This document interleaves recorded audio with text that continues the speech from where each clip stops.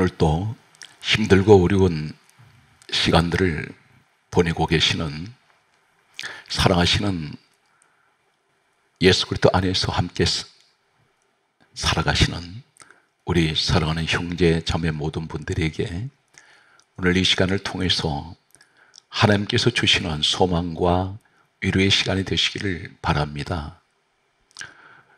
전 성경 가운데 스가랴서가 있습니다. 오늘 본문 예수 말씀 전하는 이 스가랴서는 역사로 보게 되면 예수님께서 이 땅에 오시기 전 BC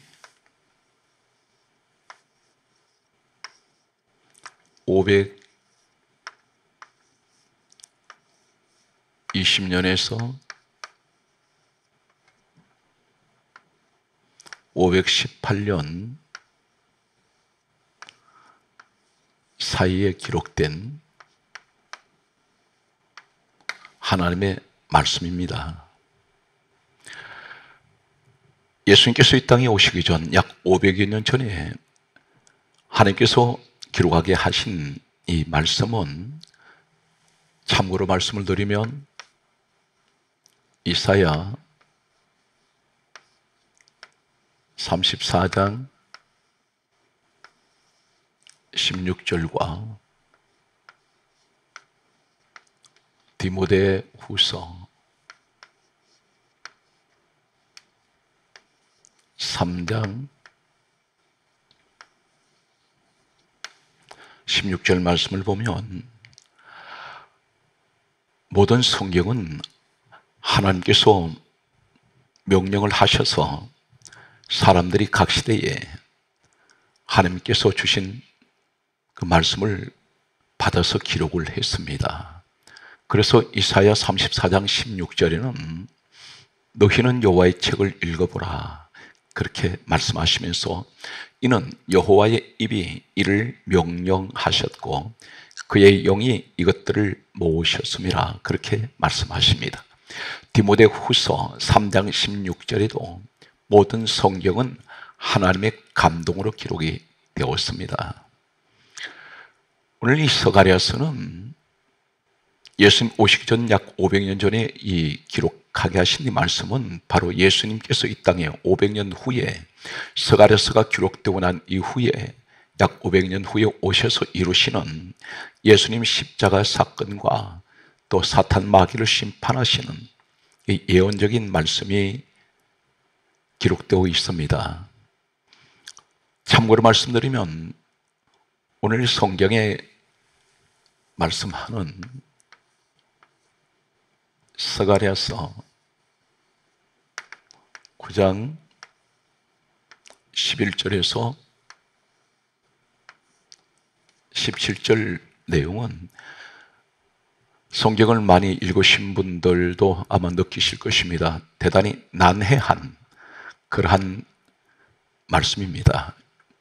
쉽게 읽어서 이해가 되지 않는 그런 내용들이 오늘 소개될 것입니다. 성경 말씀은 어떻게 우리가 해석을 해야 합니까? 하나님께서 성경 말씀을 우리가 깨닫고 해석할 수 있는 한 가지 마스터 키를 주신 것이 있습니다. 그 마스터 키는 모든 성경을 열 수 있는 열쇠입니다. 그것은 곧 예수님께서 하신 말씀이 요한복음 5장 39절과 46절, 누가복음 24장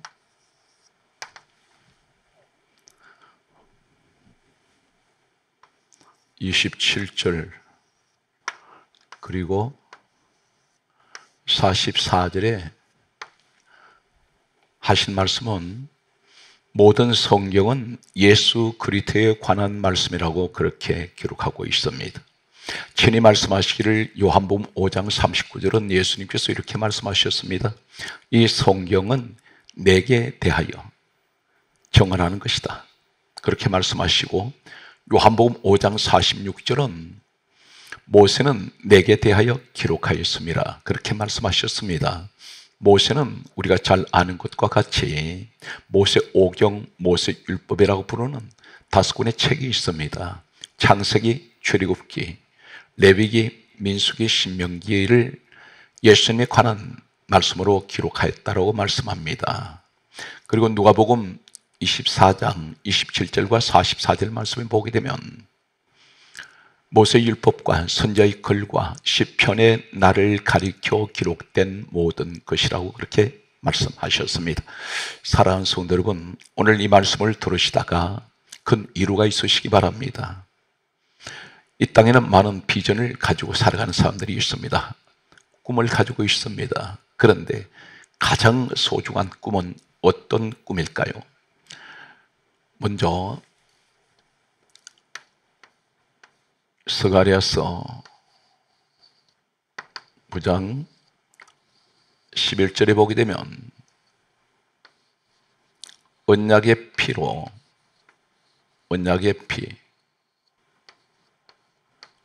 피로 말미암아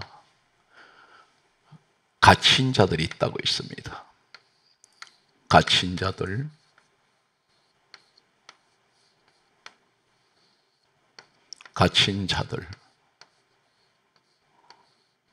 그들을 물 없는 구덩이에서 놓았나니 그렇게 말씀합니다.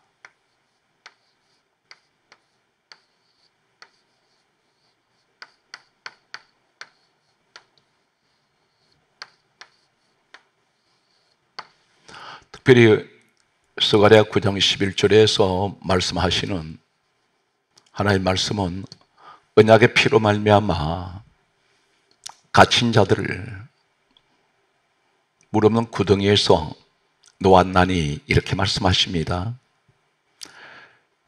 이 말씀은 예언적으로 이 말씀이 기록되고 난 이후에 약 500년 후에 예수님께서 이 땅에 오셔서 이루신 사건입니다.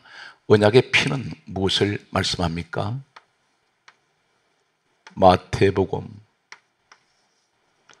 26장 28절 말씀을 보게 되면 우리 예수님께서 이렇게 말씀하셨습니다. 예수님 피를 말씀하시면서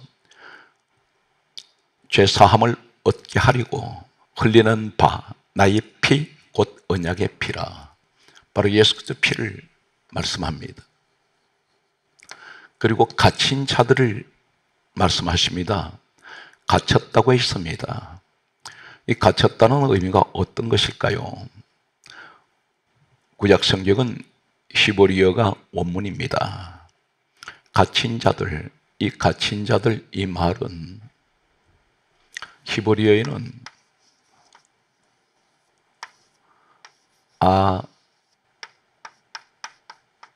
아시르입니다. 아시르.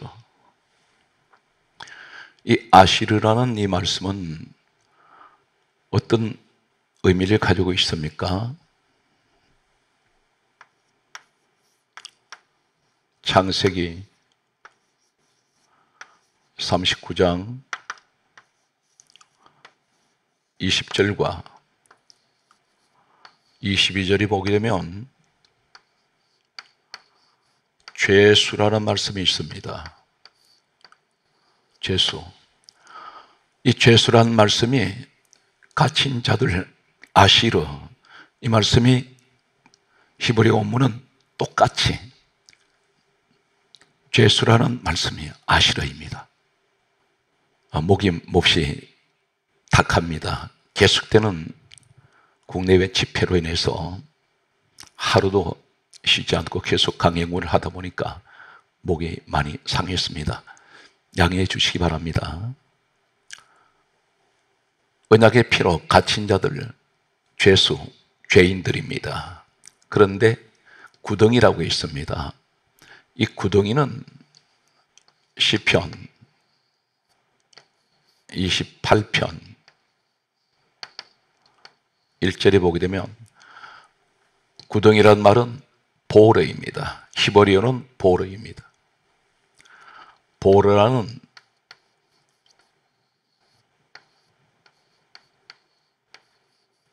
이 의미는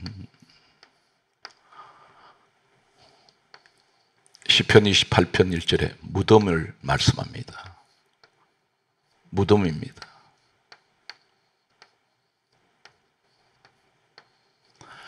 다시 말씀드려서 언약의 피, 아시르, 보르, 제수들이 무덤에 있다는 것입니다. 무엇을 말씀합니까?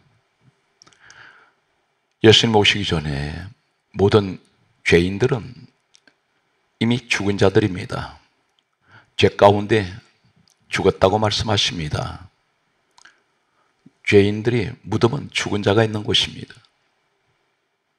죄로 인해서 죽었던 우리를 놓았다라고 말씀하시는 이 말씀의 의미가 어떤 것이냐면, 이 말씀은 성경에 보면 히브리어로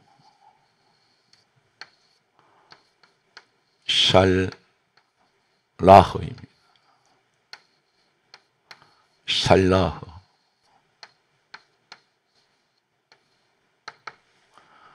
놓았나니 히브리어 살라흐. 똑같은 히브리 원문을 사용하는 곳은 이사야 58장 6절에 보게 되면 자유하게 하며라는 말씀이 있습니다. 자유하게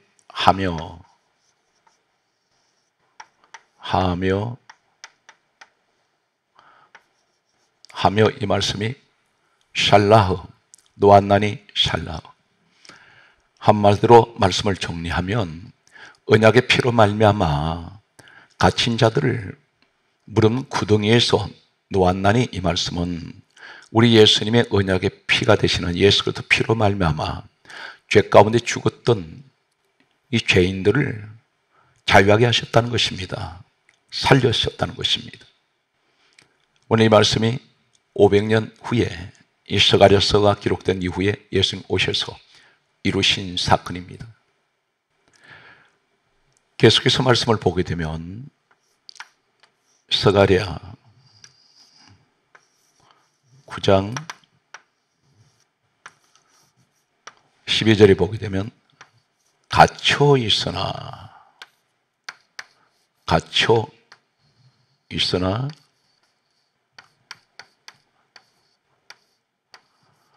소망을 품은 자들,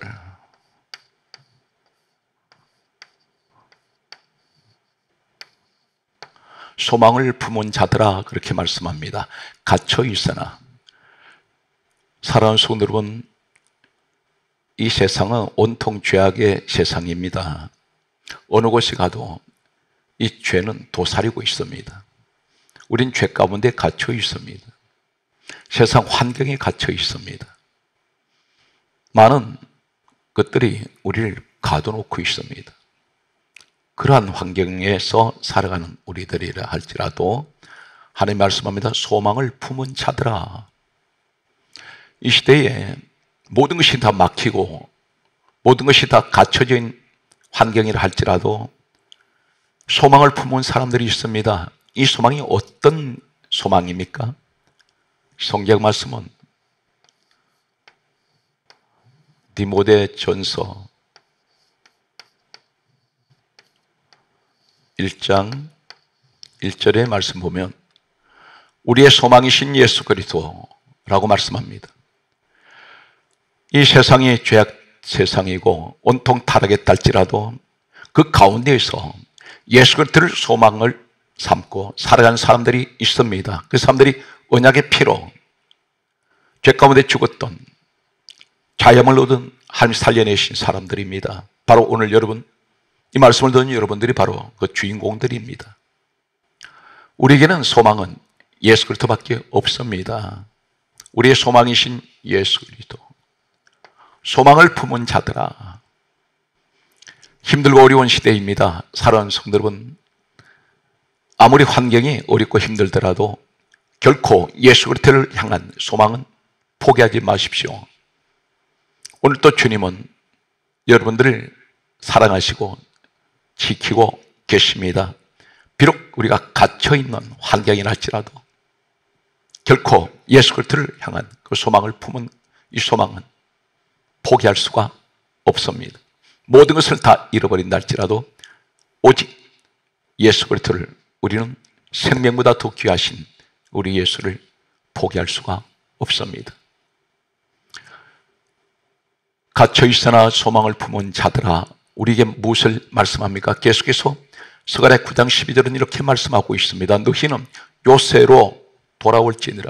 요새로 돌아오라고 했습니다.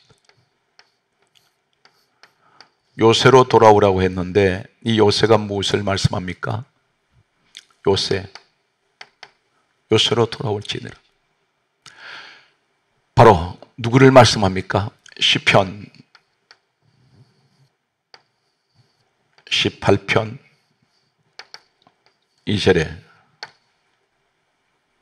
여호와는 나의 요새시니 하나님께로 돌아오라고 말씀합니다. 소망을 품은 사람은, 예수 그리스도를 소망 삼는 사람은 오직 우리가 돌아갈 곳은 하나님 밖에는 계시지 않습니다. 그분이 바로 우리 요새가 되십니다. 우리를 보호하시고 보존하시고 지켜주시는 우리 하나님께로 돌아오라고 말씀하십니다. 그러면서 스가랴 9장 12절은 이렇게 말씀합니다. 내가 오늘 또 일어노라. 오늘 또, 이 말씀 바로 지금 또 일어노라. 내가 너에게 갑절이나 갚을 것이라. 하나님께서 우리가 하나님께 돌아가면 갑절의 축복을 주시겠다는 말씀입니다. 갚아주시겠다고 말씀하십니다. 사랑하는 성도 여러분, 무엇을 잃어버렸습니까? 오늘 하나님 품으로 돌아오시면 예수 그리스도를 소망 삼고 살아가는 그분들이 오직 돌아갈 것은 하나님, 요새 되시는 우리 하나님께로 돌아오면 하나님께서는 잃어버렸던 모든 것, 갑절의 축복을 더하여 주실 것입니다. 스가랴 9장 13절에 말씀합니다. 너를 용사의 칼 같게 할 것이라 했습니다. 용사의 칼.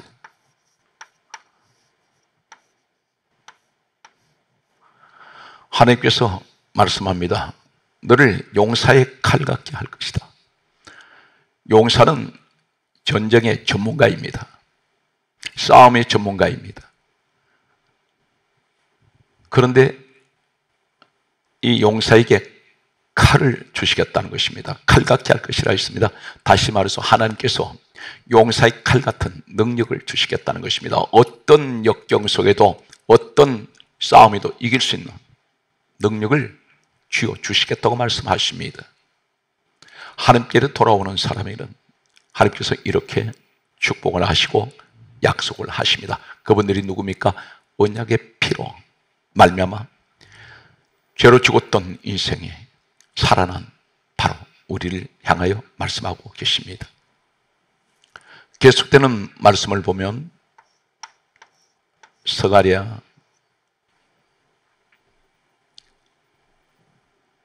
9장 14절 말씀을 보게 되면 여호와께서 그들 위에 나타나셨습니다. 스가랴 9장 14절은 그렇게 말씀합니다. 여호와께서 그들 위에 나타나셔서 그들의 화살을 번개같이 쏘아내실 것이며, 이 말씀이 무슨 말씀입니까? 하나님께서 대신 싸우시겠다는 것입니다. 내 활을 가지고, 화살을 가지고 하나님께서 대신 쏘시겠다고 말씀하십니다. 번개같이 쏘신다고 했습니다. 눈 깜짝할 사이에 우리 하나님은 모든 것을 다 이기시고 모든 것을 다 다스리시는 우리 하나님이십니다. 오늘 여러분이 가지고 계신, 내가 가진 것은 너무나 미약합니다. 그런 것, 미약한 것을 가지고 하나님께서 대신 그것을 가지고 사용하실 때는 번개 같은 엄청난 능력이 나타납니다. 계속되는 말씀을 보게 되면 성경 말씀은 스가랴 9장 14절에 이렇게 말씀합니다. 주 여호와께서 나팔을 불게 하시니 라고 말씀합니다. 나팔을 불게 하십니다. 이 나팔이 무엇을 말씀하느냐면, 이 나팔은 쇼파르라는 나팔입니다.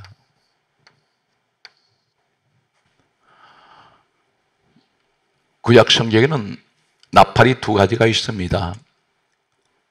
히브리 원문에는 하초체라는 나팔이 있고 쇼파르라는 나팔이 있습니다. 하초체,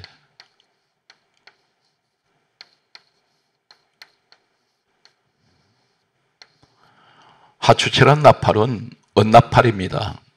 긴 은나팔인데 이 나팔을 불 때는 전쟁이 선포되거나 전쟁할 때 쓰는 나팔입니다. 그러나 하나님께서 오늘 스가랴서 9장 14절에 나팔을 불게 하시는 이 나팔은 쇼파르, 이 나팔은 평화의 나팔입니다.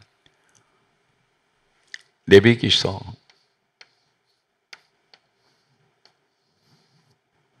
25장 9절과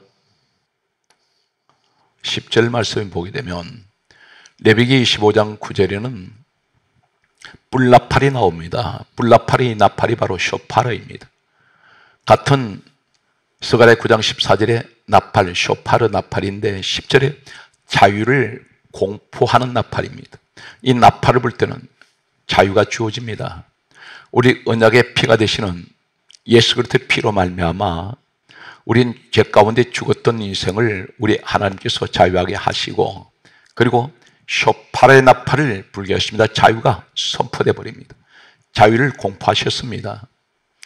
오늘 성경 말씀은 계속해서 말씀을 보면 스가랴 9장 15절 말씀을 보면 오늘 전체 구절 가운데 가장 난해한 그리고 가장 중요한 말씀이 스가랴 9장 15절 말씀에 있습니다.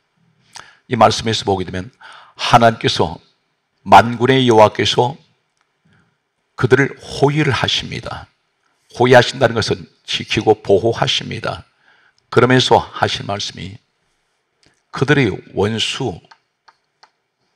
원수를 삼키며 라고 말씀합니다.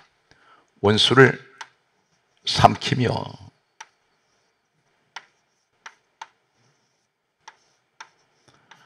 원수가 누구입니까? 하나님께서 원수를 삼킨다고 말씀하셨습니다. 바로 예수님께서 하신 말씀은 마태복음 13장 39절에 원수는 마귀요라고 말씀하셨습니다. 바로 마귀가 원수입니다. 그런데 삼키며, 이 말씀은 히브리어 원문을 보면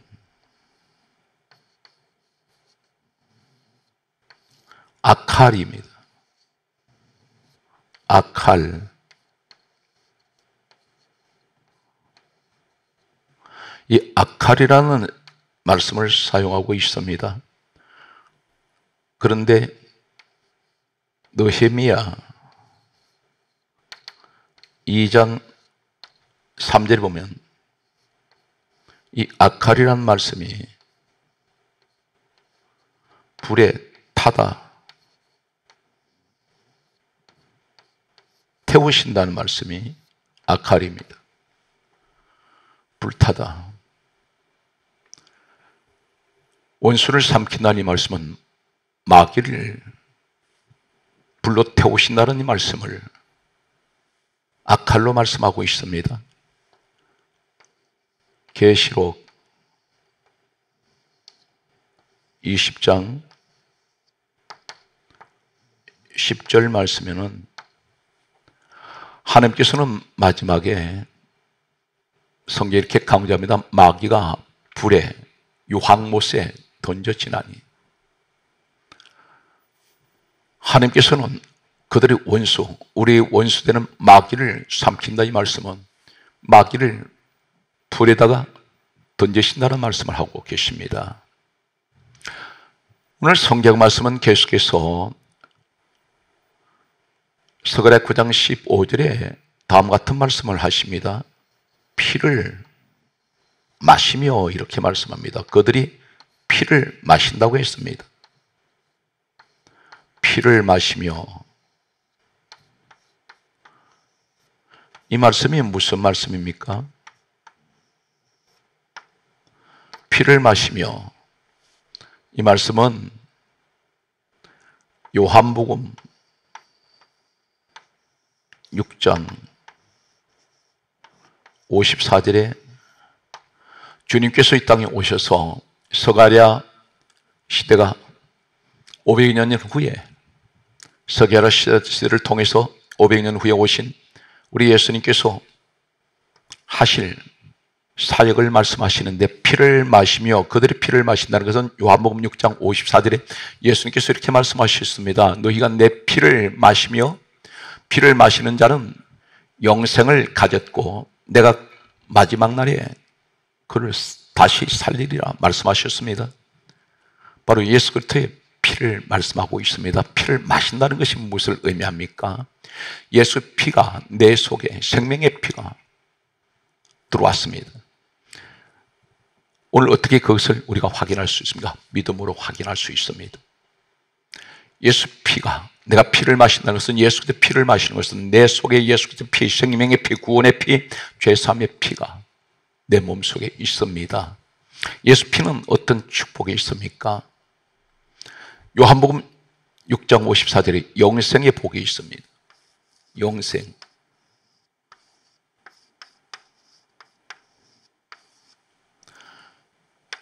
로마서 5장 9절에는 예수 그리스도의 피로 하나님께서는 우리를 의롭다라고 하셨습니다. 의롭다. 에베소서 1장 7절에는 예수 그리스도의 피로 우리 죄를 사하셨습니다. 죄사함의 피, 예수 그리스도의 피입니다. 에베소서 2장 13절에는 죄인된 우리가 하나님과 가까워졌습니다.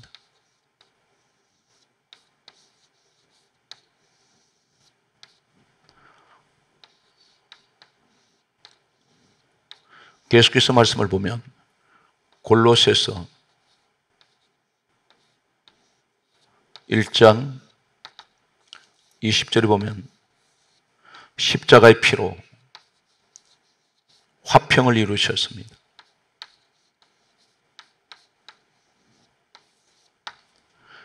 히브리서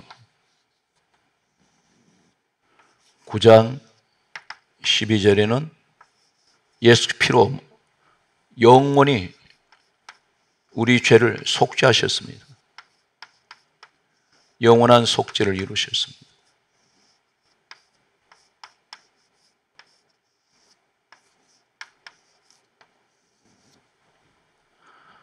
계속되는 말씀을 보면 히브리서 9장 22절에 보게 되면 모든 물건이 피로서 정결하게 되느니 피 흘림이 없은즉 사함이 없다고 말씀합니다. 요한 1서 1장 7절에는 우리를 모든 죄에서 예수 그리스도 피로 깨끗하게 하셨습니다. 모든 죄를 깨끗하게 하셨습니다.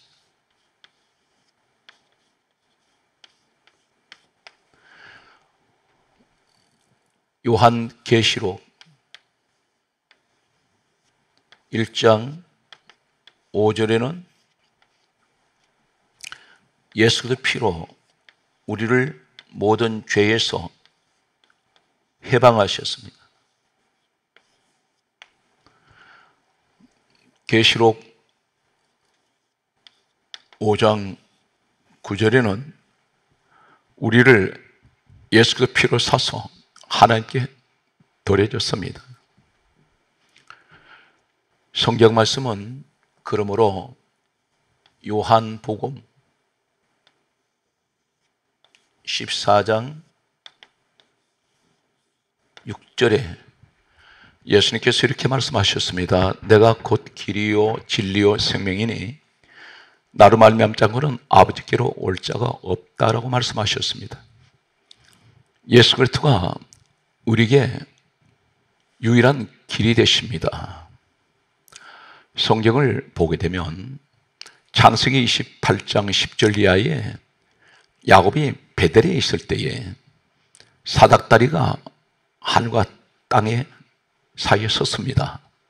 사닥다리가 두 개가 아닙니다. 이 길은 유일하게 한 길밖에 없습니다.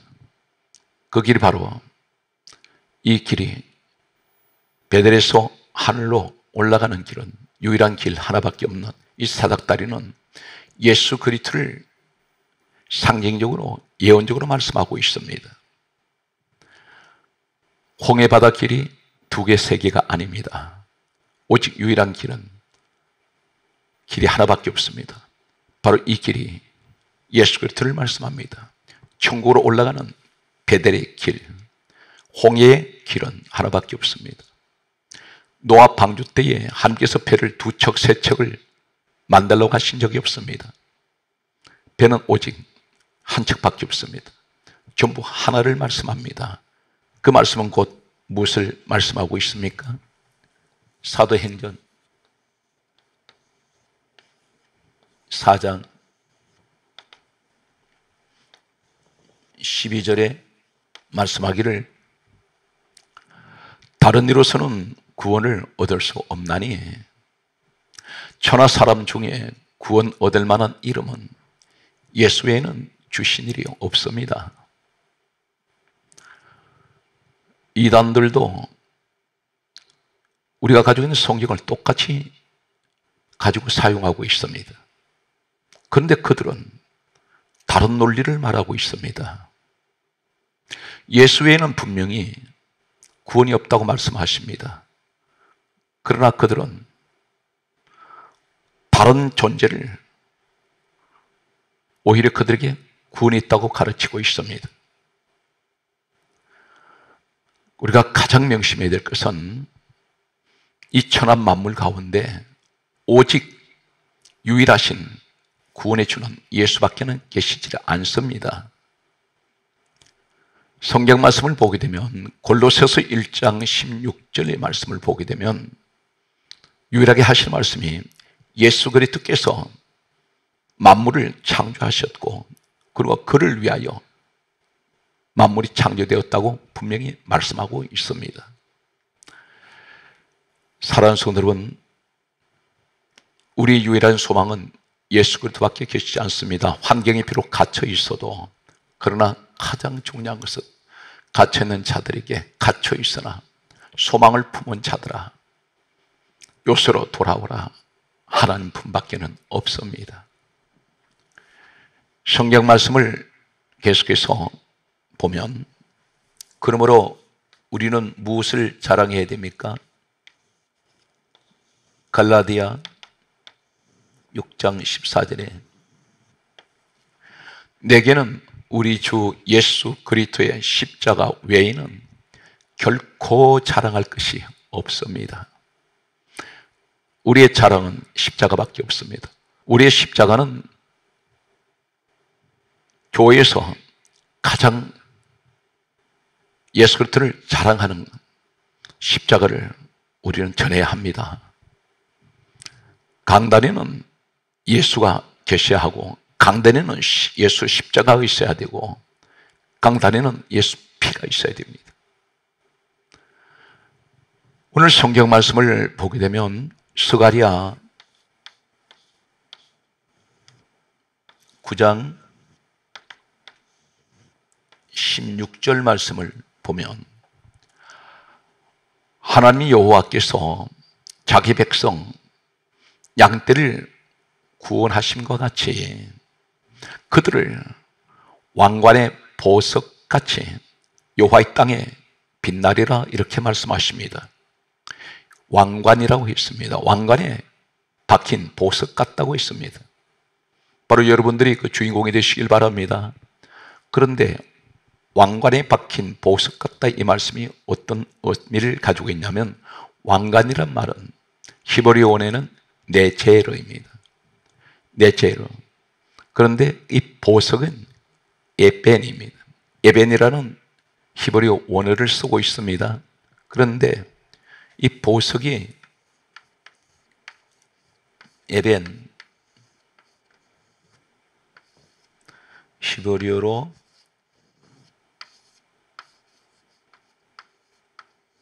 에벤, 이 말씀은 창세기 31장 45절 말씀에 보게 되면 돌이 있습니다. 이 돌이 에벤입니다. 똑같은 히브리어 원문을 사용하고 있습니다. 그런데 이 돌은 기둥이 되는 돌입니다. 왕관은 내재력, 구별하다 이런 의미를 가지고 있습니다. 그런데 이 보석이 기둥되는 돌입니다. 기둥되는 돌입니다. 다시 말씀드려서 하나님께서 구별하신 하늘나라의 기둥 같은 사람을 말씀하고 있습니다. 하나님 보실 때 왕관의 보석 같은 사람들입니다. 오늘 여러분들이 누구입니까? 각자가 섬기는 교회의 중직들입니다. 왕관에 하나님 보실 때 보석 같은 기둥이 되십시오. 기둥은 어떤 일이 있어도 흔들리지 않습니다. 건물의 기둥이 흔들려 버리면 건물 전체가 딱 균열이 생기고 나중에는 무너질 수 있습니다. 성도들이 기둥이라면 흔들려서는 안 됩니다. 교회 생활은 수많은 갖가지 시험들이 도사리고 있습니다. 반드시 앞에 서서 일을 하면 반드시 누군가가 시비를 하게 되고 시험에 드는 소리를 할 수 있습니다. 주님 일에 충성하는 사람은 누가 뭐라든 귀 기울일 필요가 없습니다. 사람들에게 보이고자 하는 것도 아닙니다. 오직 에베소서 1장 23절에 교회는 주님 몸이라고 있습니다. 주를 위해서 내가 충성하는 것에는 사람들이 때로는 시기할 수가 있습니다. 그런데 전혀 개의하면 안 됩니다. 기둥이 하나가 있는 것이 아닙니다. 많은 기둥들이 건물에 세워지는데 나 한 사람 빠지면 아무 지장이 없을 것 같습니까? 아닙니다. 내가 서 있는 그 기둥 자리가 빠지면 반드시 건물 전체가 흔들릴 수가 있고 균열이 생길 수가 있습니다. 항상 교회 직분 받은 분들이 이 왕관의 보석 같다고 말씀하시는 하나님의 사람이 바로 여러분이 되시기를 바랍니다. 말씀의 결론은 스가랴 9장 17절에서 결론을 냈습니다. 이렇게 하나님께서 말씀합니다. 형통하고 아름다움이 어찌 그리 큰지, 어찌 그리 큰지. 형통하고 아름다움. 사랑하는 성도 여러분, 여러분 범사가 이러한 형통, 아름다움이 오늘 고백하는 어찌 큰지 말로 표현할 수 없는 여러분 모든 삶 속에 이 형통함이 함께 하시기 바랍니다. 그리고 아름다움이 함께 하시기 바랍니다. 하나님 보실 때에 그 형통하신 아름다움이 여러분 삶에 있으시기 바랍니다. 그리고 하시는 말씀이 17절에 이렇게 말씀합니다. 형통함과 아름다움이 어찌 큰지.